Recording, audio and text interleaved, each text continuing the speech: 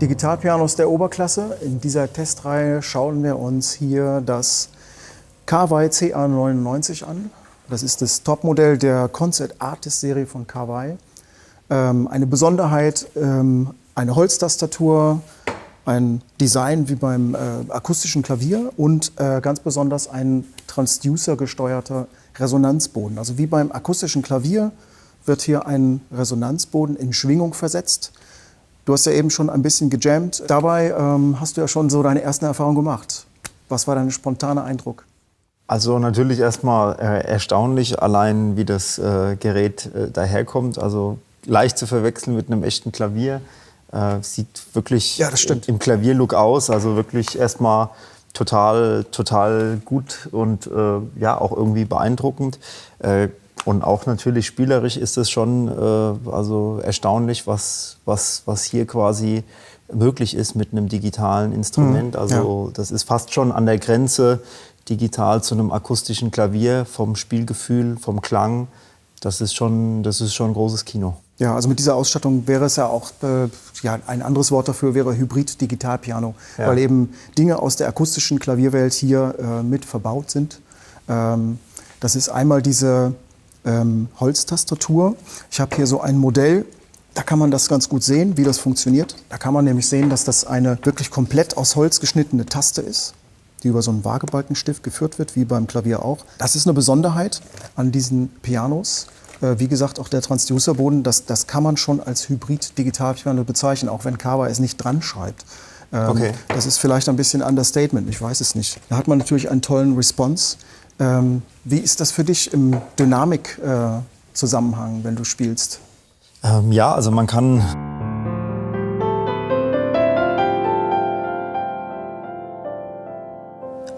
von laut auf leise innerhalb kürzester Zeit und dann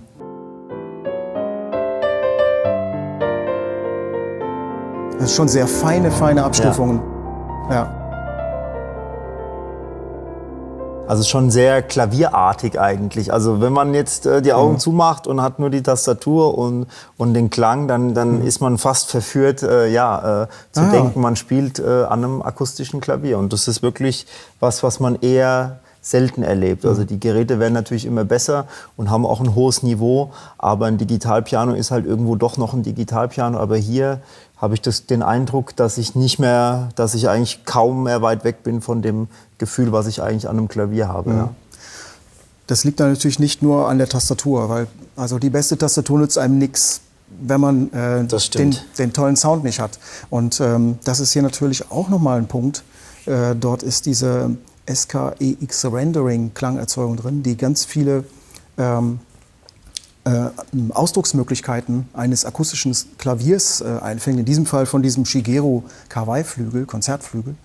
Und das ist nun in einer sehr, sehr hochauflösenden Form. Lass uns noch mal diesen Sound hören. Wir haben jetzt hier, das ist auch der Sound, SKEX Concert Grand. Das ist eigentlich so der Universal-Klavierklang, mit dem man eigentlich alles spielen kann. Ja. Es gibt noch viel, viel mehrere Sounds, aber das ist eigentlich so das Top-Teil. Genau, also können wir noch mal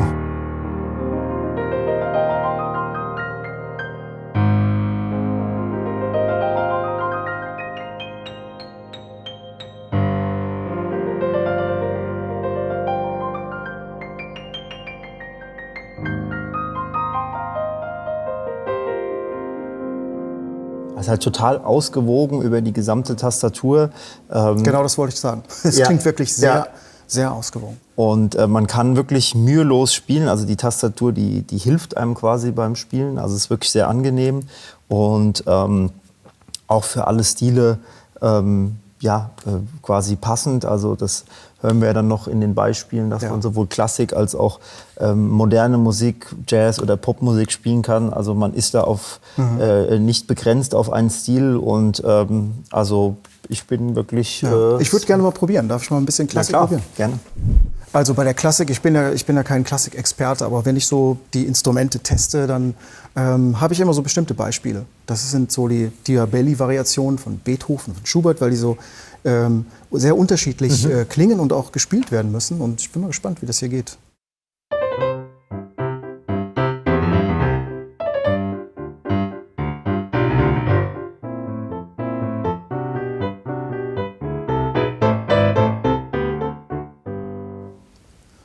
Also das geht schon mal ziemlich locker von der Hand, würde ich sagen. Und es kommen diese Akzente, die kommen auch sehr, sehr klar rüber. Die müssen wirklich richtig, richtig laut sein. Ja. Und trotzdem müssen die anderen Teile im Piano gespielt werden. Also es ist sehr leise. Ja, also die Tastatur, die reagiert schon wirklich in einem erstaunlichen Maße auf wirklich eine hohe Attack, also wo man wirklich laut spielt und auch schnell die Töne laut darbietet und trotzdem halt immer noch im Kontrast dann auch, wenn die leisen Klänge kommen. Und das Zusammenspiel ist wirklich phänomenal. Ne? Ja, die andere Variation, die wird ganz andersrum eigentlich gespielt, von der Dynamik her. Ja. Die ist eigentlich viel, viel leiser und im Moll auch.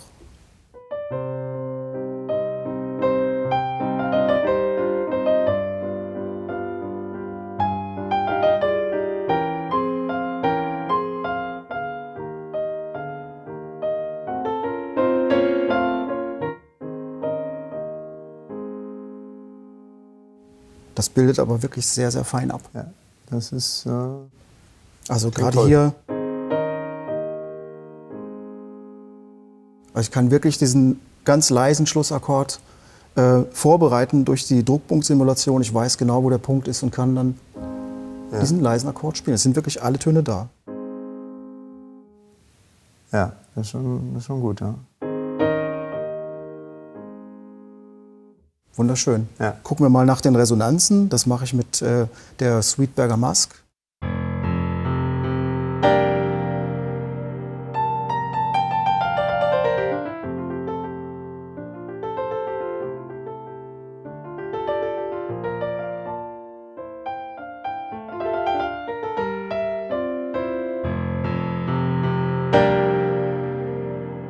Also ein Riesenraum entsteht. Das ist schon. Das ist wunderschön. Ne? Ja, die Dynamik. Also im Pedal ist auch so diese Resonanzen, die sind wirklich toll abgebildet. Aber schauen wir doch mal, wie es im Leiseren passiert. Also zum Beispiel hier.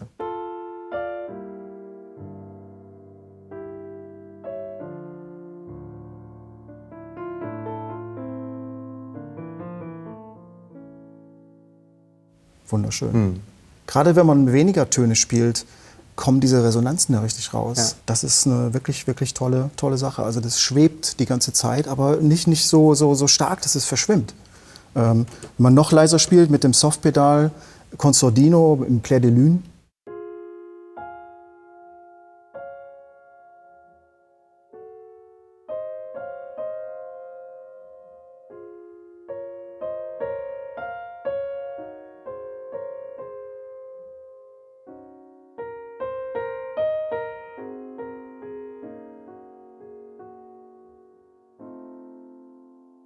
War schon sehr zart. Ja. Ohne dass mir aber der Klang weggeht. Das ist immer noch schön voll und einfach nur schön weich.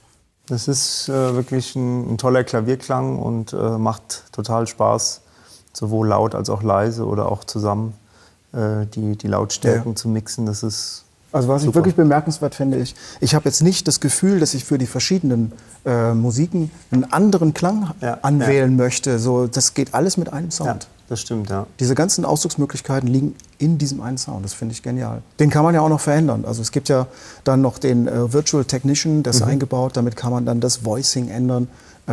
Also wie sich der Sound in der Dynamik verhält. Also virtuell kann man da in die Hammerfilze sticheln und die weicher oder härter machen oder solche Dinge. Das kann man hier mit dieser App machen, Piano Remote. Da kann man die Klänge anwählen.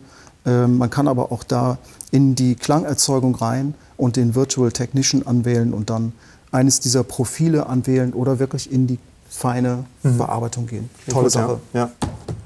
Lass uns doch noch ein paar andere Sounds hören.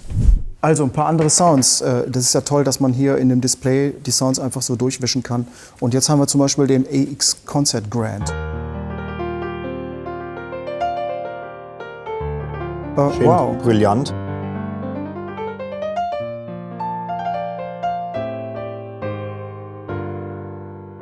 Da kann man schon gar nicht mehr sagen, der eine ist besser oder schlechter. Die klingen alle super. Ja. Toll. Und das Besondere natürlich hier ist jetzt vor allem, wenn man die Lautsprecher benutzt, die integrierten in dem Gerät, dieses Volumen durch diese Technik, die Kawai da benutzt. Den Transducer meinst du? Genau, ja. Ja, ich finde ja, da kommt beim Spielen wirklich was zurück. Das ist von dem System. Das ist unglaublich. Das spürt man beim Spielen. Wenn man hier unten spielt, wirklich in einem tiefen Bereich, da vibriert hier das ganze Gerät.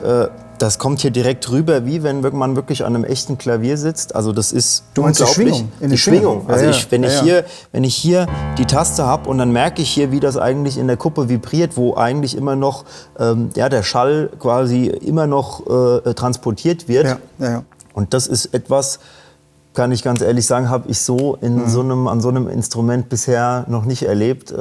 Also das ist wirklich die Grenze zwischen akustischem Klavier und Digitalpiano. Das ist wirklich, das macht sensationell Spaß. Also es macht Spaß, akustisch zu spielen, also mit den Lautsprechern, mit dem Lautsprechersystem. Ja. Weil wenn man jetzt mit dem Kopfhörer spielt, dann hat man diese Schwingung natürlich nicht, weil der Transducer auch ausgeschaltet ist. Genau, also das ist natürlich... Man kann nicht alles haben. Man kann nicht alles haben. In der Regel ist ja so, dass es genau umgedreht ist. Am Kopfhörer klingt so ein Teil immer Weltklasse und dann macht man die Lautsprecher an und dann klingt es dann meistens okay, sage ich jetzt mal. Ne? Und hier ist genau andersrum. Die Lautsprecher sind überragend und dieser Druck natürlich kommt dann über den Kopfhörer dann natürlich dann nicht rüber. Ja? Aber das ist letzten Endes kein Makel, sondern das Gerät ist ja dafür gemacht, dass man zu Hause spielt oder auch wenn vielleicht Gäste da sind. Absolut, das ist, wenn man wirklich laut spielen möchte. Auch.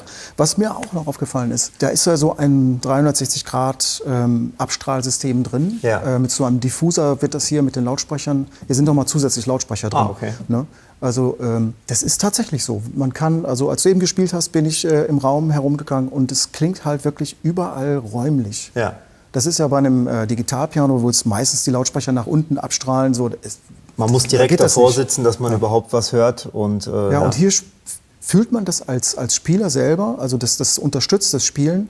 Aber wenn man auch einfach nur zuhört, klingt es eben sehr schön sonor im Raum. Das ist wunderbar. Ja, also ich bin, wie gesagt... Also die Tiefen sind wirklich... Ja, also ich bilde mir zumindest ein, dass gerade in den Bässen, wenn man reinlangt, dass man dann den Transducer, also den Resonanzboden spürt. Ganz eindeutig, also kann ich nur bestätigen. Also es ist wirklich ein tolles Feature und für mich eigentlich ein Grund, so ein Gerät eigentlich zu kaufen. Ja. Also noch ein kleines Detail, was mir gefällt, ist hier diese Klavieroptik. Aber da ist ja noch mal eine Kleinigkeit, da hat man den Notenhalter nämlich gleich drin und hat den nicht. Das ist ja auch bei manchen Digitalpianos, wenn die etwas höher gebaut sind, dann hat man den Notenständer so hoch und kriegt irgendwann Genickstarre vom Lesen. Und hier ist das halt wie beim Klavier und man hat die Noten vor sich, kann super spielen. Also das Gerät ist top verarbeitet, also das merkt man auch natürlich, wenn man dann schließt und dann natürlich hier auch hier. Oh ja. Und das ist natürlich... Ja, so soll es doch sein. Das ist natürlich... Das ist schon fein gemacht. Also macht auf jeden Fall großen Spaß in jeder Hinsicht. Ja, absolut.